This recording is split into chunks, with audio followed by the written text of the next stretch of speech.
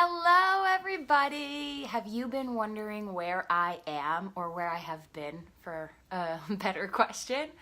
I have been in India. I was in India for about a month, and my deal in India is that I'm usually either running retreats or just connecting with nature, people, and so not very online. So I still get the vlogs out and I still get my emails out to you guys, but I haven't been live, and so that's why I'm so freaking excited to be back and to talk to you guys again and to tell you a lot of the amazing things that I learned while I was gone and that I'm picking up on now. And so, kind of specifically, I came back the first week of December. I missed Thanksgiving. And when I came back, I was like suddenly hit by all of this anxiety. First, the guilt that I had from missing Thanksgiving, right? And then all of the ideas that I had, like, okay, I have to go and see my family. Okay, I can see that 3 people are watching, so say hello, guys. I missed you guys so much. Say hello in the comments. I would love to know who's here, and we can all talk about anxiety together and how to, get through the holidays with some happiness and positivity and connection, which is what we're really all searching for here, right? So anyway, I was coming back from India. I'd missed Thanksgiving, feeling super guilty about that.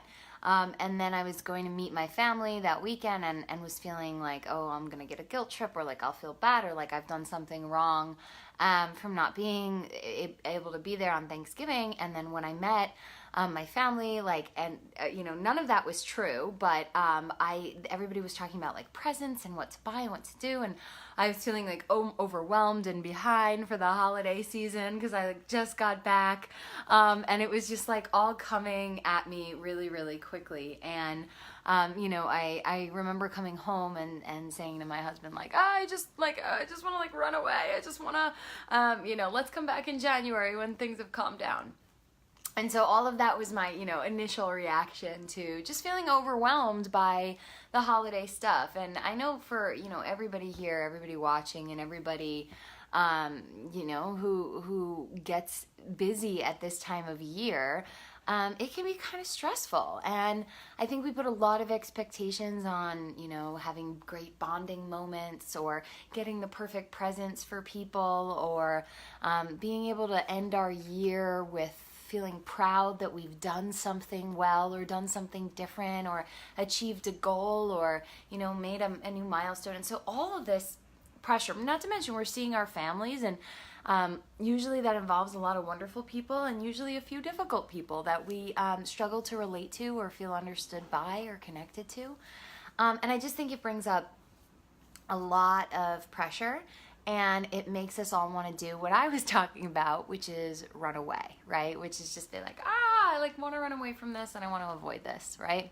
And I think the thing that, I know about working with people who struggle with anxiety and stress management and kind of just overall emotional imbalance for so long is that avoidance of whatever it is that makes you anxious, that running away from whatever it is that makes you anxious, is actually the thing that is making you anxious. So while it feels to you like this really great choice, this self-love I'm doing by avoiding the things or the people that make me anxious, or the kind of self-care that you're doing by not being around anything that makes you feel small or worried or whatever, it definitely feels in that moment like you're just taking care of yourself and protecting yourself. But in the big picture, avoiding that trigger doesn't make it any better, right? You don't become any more courageous of a person. You don't become capable of facing that fear. You still live in anticipation of the next time that's going to happen, and you're going to have to face it, right? And so in the big picture of your life, whenever you avoid whatever's making you anxious, whether it be something related to holidays, or just, getting on a plane, or anything related to, making you feel fearful and upset, ultimately you make your anxiety worse in the bigger picture by avoiding it. So I want to talk to you guys today a little bit about how we avoid our anxious triggers, why we avoid our anxious triggers, and how we can choose a new path that actually helps to resolve the anxiety in the long term rather than keeps you locked into it and just waiting for the next anxious episode. So, kind of going back to my own story, right? I realized that I was feeling really anxious, like, okay, I have to buy all these presents, and what if I don't know what to get this person, and I feel like I need to do an extra better job because I wasn't there for Christmas. I wasn't there for Thanksgiving, so I really want to like double down on being a good family member at Christmas. And I had all of these things, and so like it was talking to my family about that. That was making me feel anxious. And so the idea that I wanted to run away would have probably helped me feel really better in the short term, but then I would have gotten back and felt even more guilty, right? Even more anxious, even more unloved, even more disconnected from the exact people that I want to feel loved and connected with. So again, not the answer, right, in the big picture. So what is the answer? The answer is actually about slowly learning to approach your fears and do it in a way that you actually can just be present with and allow the anxiety. So I'll kind of give you a very separate example to tell you what I'm talking about. So I had a client who came in yesterday, and she has struggled with body image all of her life, and all of her anxiety is around feeling ugly and fat. And again, put a note in the comments if you can relate or identify with that issue, right? Say me too, or, express how much we all go through this, because I'm sure she'll watch this and I'm sure she'll see it, right? And so many of us go through this, and it makes us feel anxious. So her strategy that she felt was so good and positive was just never looking in the mirror. That was her strategy.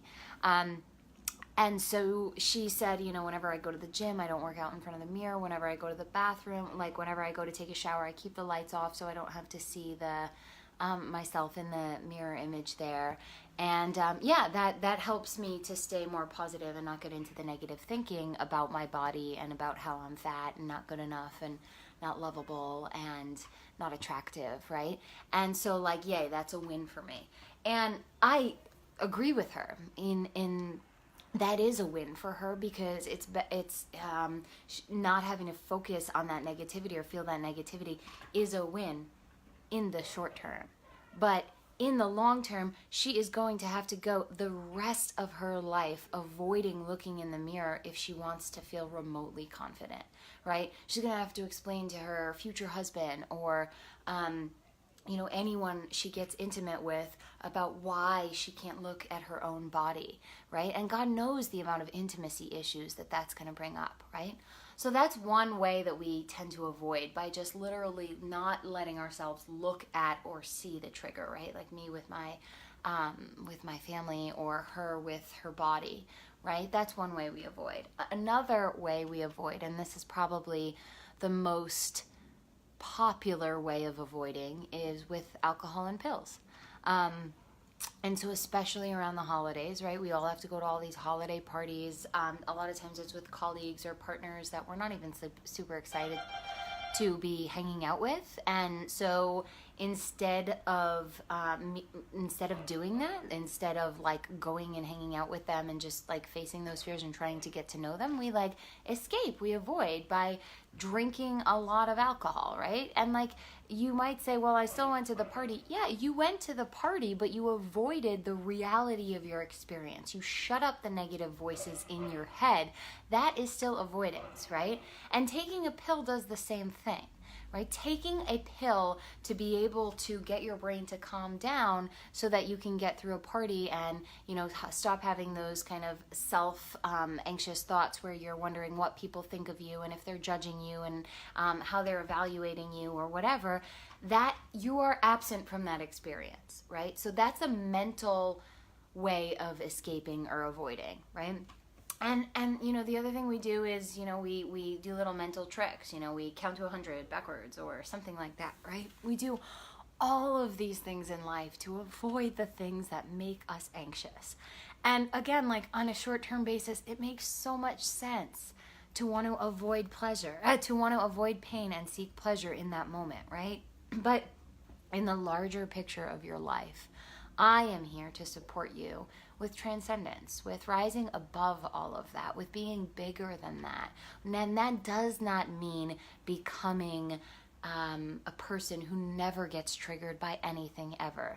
It means becoming a person who can get triggered by things and then be able to deal with that, right? Be able to face that fear and know that even if they get triggered, even if they get scared, even if they get worried, they can absolutely still show up to that experience and, stand their ground and keep their knees firm, right? That's what true fearlessness is. That's what true happiness is, right? To know that you are something beyond your fears. You don't always need to be running from them. You don't always need to be avoiding them. You don't always need to be trying to control them. You can sit there, let them happen, and know there's a part of you deep down inside that is beyond.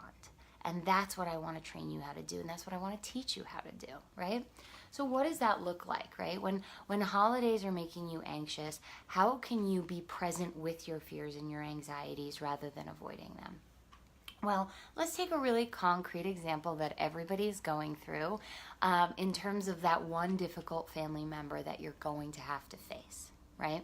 So when, now family members, again, they bring up all very heightened levels of anxiety for a lot of us because we have long histories of experiences with them and patterned ways of interacting with them.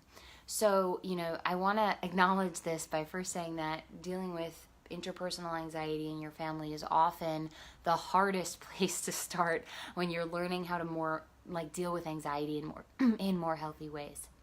So you might not want to start here in the big picture if this is a technique or a practice that you're just getting started with, but who knows, maybe this will be an amazing entry point for you. So when you're thinking about this person, right, who's making you anxious, who often makes you feel in some way not good enough or like you're not safe in their presence, like maybe you're being judged or maybe they are just not going to include you or maybe their presence brings up a bad memory, whatever it is, right? There's lots of reasons that family members a certain family member tends to make us anxious. Maybe you're just having a fight with that family member at this point and you're not ready to go feel and celebrate Christmas with them. So you want to take a few steps to this experience, right? Number one is just purely acknowledging that, hey, this is a moment where I am experiencing fear and I have a choice to become fearless and courageous or to succumb to my fears. I am choosing the first one. So first, just really getting yourself in that mentality and congratulating yourself for being one of the few people on earth who's not going to numb themselves with drugs, alcohol, and food in order to deal with the stress of the holidays, okay? So number one, start there, all right? I am making the choice to overcome my fears. Number two is you start to think a little bit about this fear and say, okay, why is this fear making me nervous in the first place? What am I worried is going to happen, right? And so you might say something like, I'm worried that this person is going to call me names, or I'm worried that this person is going to leave me out, or I'm worried that this person is going to make me feel like they don't love me. I'm worried that my sister and I are not going to talk and I'm going to have to dance around the house the whole time, right? So first, get in touch with really what's so hard about this situation, right? What are you really imagining can go wrong, right? And I want you to think about what you're imagining can go wrong, and just start to, before you even go into the situation, just do some self-inquiry around how realistic that prediction really is in the first place, So if you think, okay, this person is going to make me, probably make me feel bad about myself and make fun of myself make fun of me in front of the rest of the family, right?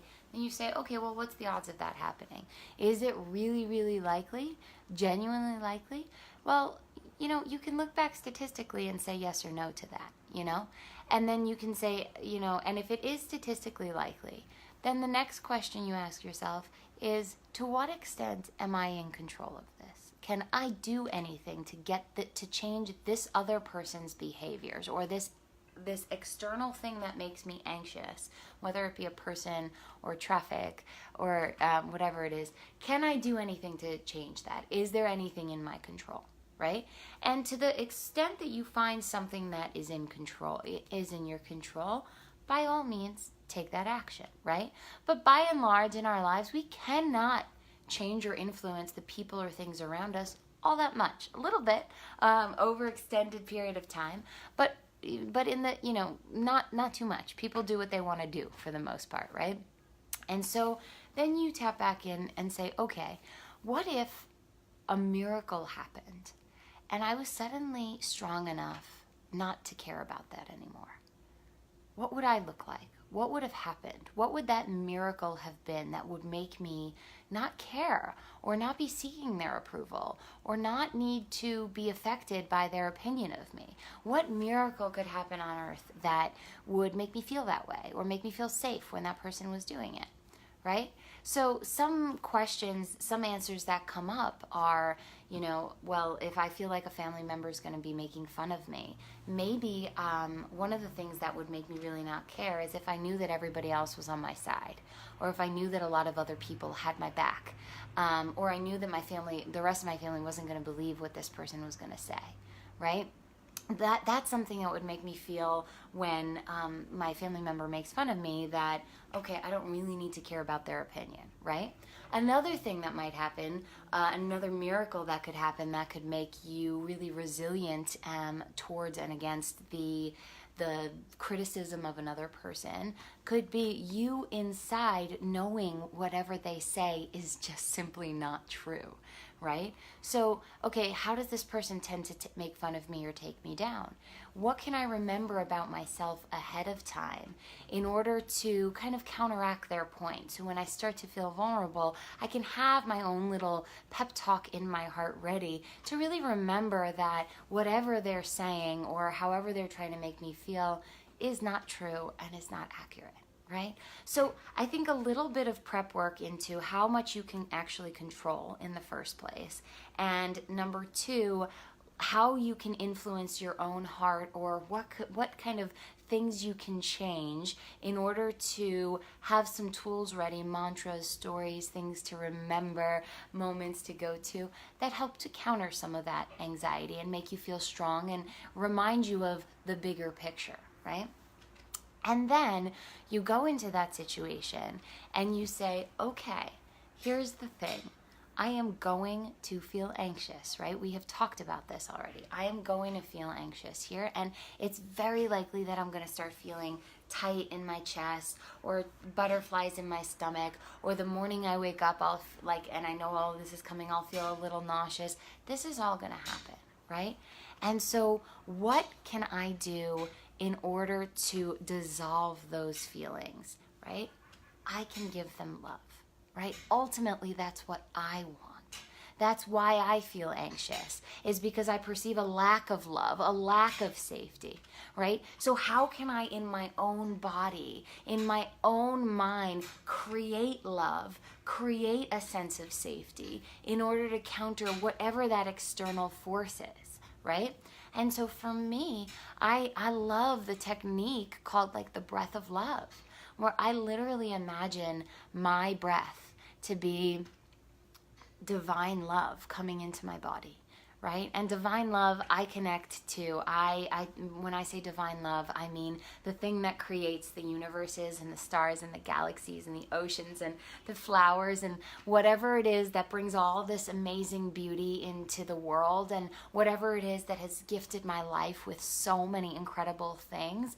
I picture that as an energy coming into my body through my breath. Right? And I feel in that moment so held. So there I am being made fun of, or there I am, an hour late because of traffic and worrying that I'm going to face all this criticism about being irresponsible. And in that larger picture, I pause and I take a deep breath of like divine love into my body. And I focus on that, breathing in love and letting it settle in, breathing in love and letting it settle in. And I just, can, from that grounded place of love in my body, I can watch the other thoughts. I can watch people making fun of me, or I can watch my own brain tell me negative stories, or I can observe them, but grounded in a feeling of safety and love, right? And that is ultimately the path to resolving anxiety. So what happens when you do this over and over and over again, when you ground yourself in safety and love in your body and face those anxious triggers and show up to those situations that make you nervous, what happens is that your brain eventually reclassifies that experience as something that from something that gives you anxiety to something that is totally safe. Right? So I've had this experience with clients in all kinds of things, right? So for example, I have a client who was like really scared of public transportation, right? Like just getting on public transportation made him really nervous. And so what he was doing, and so like all that we did for a week was have him go on public transportation every single day, and I went with him. And every single day he said, he would just say, okay, my face is turning red. I'm getting anxious. I accept this, and there's love in my body. And he breathed it in, right? Then he said, okay, I'm worried that a stranger is staring at me. I accept this, and I breathe in love. And he would breathe in love, right? Okay, I'm freaking out because this feels like a really closed space, and I'm not sure I'm going to be able to breathe. I accept this, I allow this, and I breathe in love, right? Now, little by little, we did this exercise for about 2 weeks. And in the beginning, he was measuring his anxiety at about a level like 9 or 10 when it came to public transportation. And after the first day, it was still pretty much at a 9. And then maybe after another 3 days, it went to an 8. And at the end of 2 weeks, it was about a 3 or a 4, which meant he was able to get on any subway. He was able to feel whatever it was in his body. He was able to feel whatever discomfort he felt in the presence of strangers in small spaces, recognize it, but handle it. And ultimately, it barely stopped existing overall, because what happened again was that his brain learned a new way of relating to that experience. Now, as I said, that was only a two-week experiment, but if he did it every day for 3 months, I can guarantee you, because I've seen it with so many other clients, that source of anxiety would get resolved completely. Right? That when you go and you face that over and over, your brain reclassifies it as something you can handle. And then it feels no need to send cortisol and adrenaline and all those scary chemicals into your body, making you freak out, making you have that sense of, I can't handle this. Your brain feels no need to send those chemicals into your body, because the new thought pattern is, I can handle this, right? And that comes from presence. It comes from, rather than avoiding, showing up to, and in the presence of, acknowledging whatever's real and breathing love into your body and into your heart. That's one really amazing technique, right? And so a great way to think about it is kind of like, when you go to sleep in a new place, and like I remember this when I first moved back from India and I was sleeping on Long Island. India was like loud and crazy and insane and traffic, and Long Island, like where my mom was staying, was so quiet, and you could hear the crickets at night, right? And the freaking crickets were keeping me up all night long. Like I could not sleep. They sounded so loud, and I could hear the clock ticking in the kitchen. All these sounds were so loud to my brain, and I was like, I'm never gonna sleep in this house. Oh my God, what am I gonna do, right? And the reason was because these were new sounds that were bringing up like a little bit of an alert system in my brain that was saying like, hey, we need to pay attention to these. We don't know these sounds. These could be pretty scary sounds. These don't sound like safe sounds. We don't know these before, right? So heightened alertness and not able to sleep, right? Nervous system would not shut down.